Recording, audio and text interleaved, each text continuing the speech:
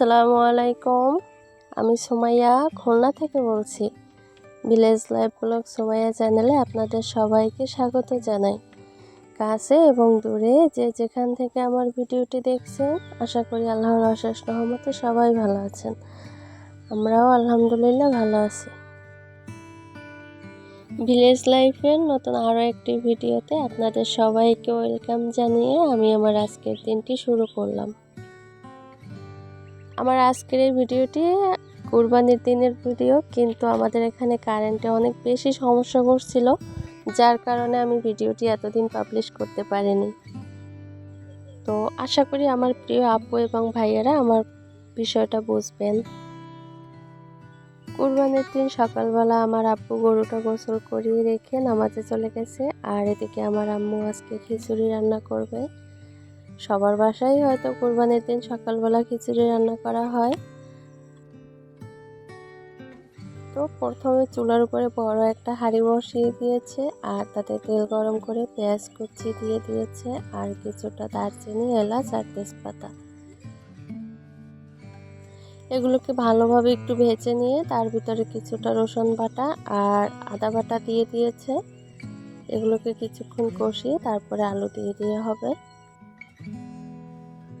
এই মশলাগুলো কিছুক্ষণ ভেজে নিয়ে তার ভিতরে আলু দিয়ে দেওয়া হচ্ছে, আর এই আলুটা কিন্তু মাংসে যেভাবে আলু দেয় তার থেকে একটু ছোট করে কেটে নেওয়া হচ্ছে, কারণ আমাদের চালগুলো একটু তাড়াতাড়ি সেদ্ধ হয়ে যাবে এই জন্য। আর আলুটা ভেজে নেওয়ার পরে এখানে ফ্লেভারের জন্য কিছু কাঁচামরিচ নেওয়া হয়েছে। এখানে চাল আর ডাল মিশিয়ে ধুয়ে রাখা হয়েছিল। চাল আর ডালগুলো একসাথে ধুয়ে কিছুক্ষণ ঝাঁপিতে রেখেছিলাম যাতে পানিটা ঝরে যায়।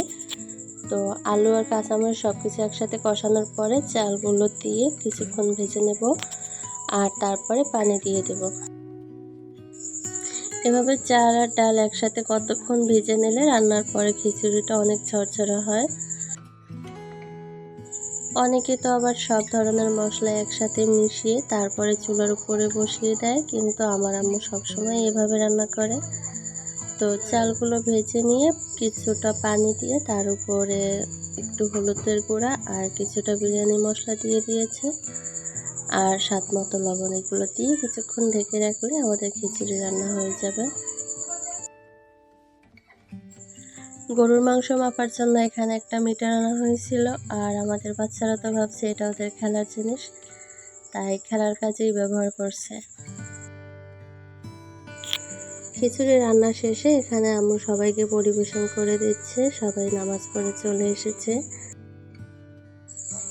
যারা মাংস কাটবে বা গরু জবাই দিবে তারা সবাই এখানে খাবার খেয়ে গরুটা নিয়ে নদীর পাড়ে চলে গেছে, আর গরুটা কিন্তু নদীর পাড়েই জবাই দেওয়া হবে।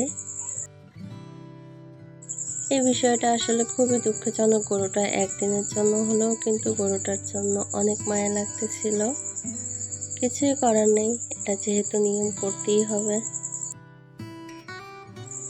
আর আমাদের এই গরুটার কিন্তু অনেক তেজ ছিল, তাই সামনে যে ভিডিও করতে খুবই ভয় পাচ্ছিলাম। তো গরুটার এখানে হাত পা বেঁধে রেখেছিল, ওর সময় প্রায় শেষ হয়ে যাচ্ছিল, যদিও আমি ওইটা দেখতে পারছিলাম না, তাই শেষ মুহূর্তে আর কাছে ছিলাম না। গরু জবাই দেওয়া দেখতে আমার বরাবরই অনেক ভয় লাগে, তাই জবাই দেওয়ার সময় দেখিয়ে নিই, কিন্তু এখন দেখতে সমস্যা নেই। তো গরুর চামড়াটা ছিলে নিয়ে এখানে সবাই মিলে গোশ কাটছে। এর আগে যখন গরু কুরবানি করছে তো আমরা বাসার মেয়েরা সবাই যে মাংস কাটছি, কিন্তু এবার অনেক পুরুষ মানুষ ছিল তাই আর আমরা যাইনি। মাঝে মধ্যে যে একটু ভিডিও করে এনেছি, কিন্তু আমাদের আর মাংস কাটার সময় লাগেনি, সব ওনারাই পারছে। সবাই মিলে একসাথে মাংস কাটার ব্যাপারটা কিন্তু খুব ভালোই লাগে। এর আগের বার তো আমরা সবাই মিলে করেছি আর অনেক গল্পও করেছি, কিন্তু এবার আর সেটা ভাগ্যে হয়নি, সব পুরুষ মানুষেরাই করছে। ঈদের দিন জুড়ে যতটুকু ভিডিও করছি সবটাই আপনাদের মাঝে শেয়ার করছি। আশা করি আপনাদের কাছে ভিডিওটি ভালো লাগবে, দেখতে থাকুন।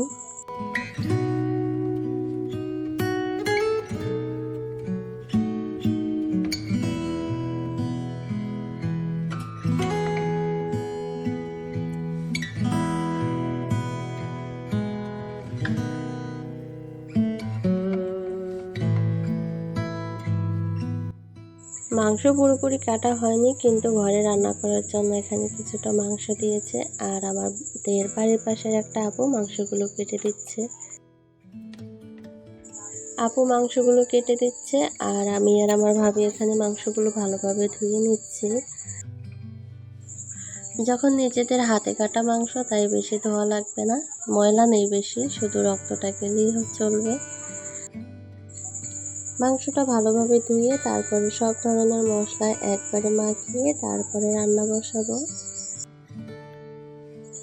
এখানে আদা বাটা, রসুন বাটা, জিরা বাটা আর হলুদের গুঁড়া, মরিচের গুঁড়া, ধনিয়ার গুঁড়া, স্বাদ মতো লবণ, তেজ আর দারচিনি, এলাচ, তেজপাতা আর কিছুটা কাঁচামরিচ দিয়ে ভালোভাবে মেখে একবারে চুলায় বসিয়ে দেবো। যেহেতু আজকে কুরবানির দিন, সবাই খুবই ব্যস্ত, মাংস রেস্টে রাখার সময় হবে না।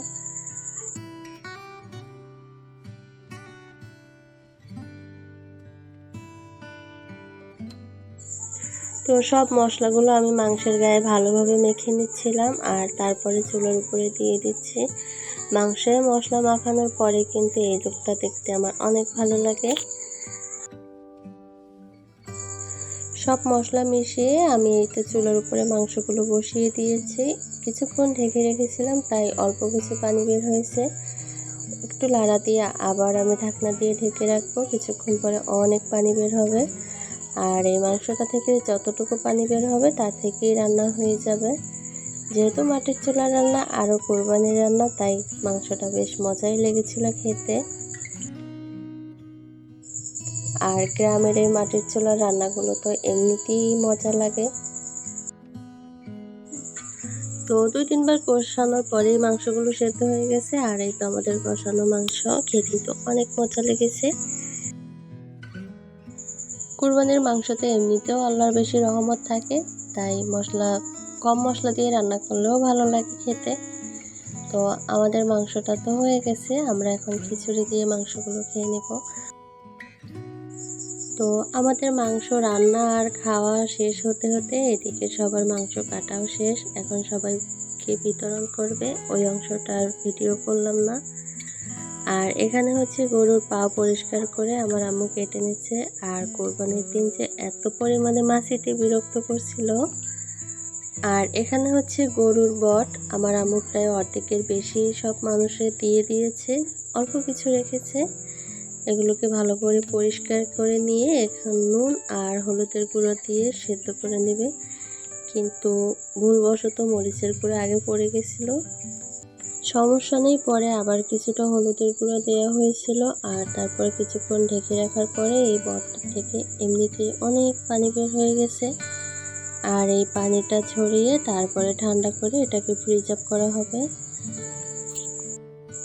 তো এভাবেই আমাদের ঈদের দিনটা কাজ করতে করতেই পার হয়ে গেছে। আমাদের ঈদের দিনটা আপনাদের কাছে কেমন লেগেছে অবশ্যই কমেন্ট করে জানাবেন।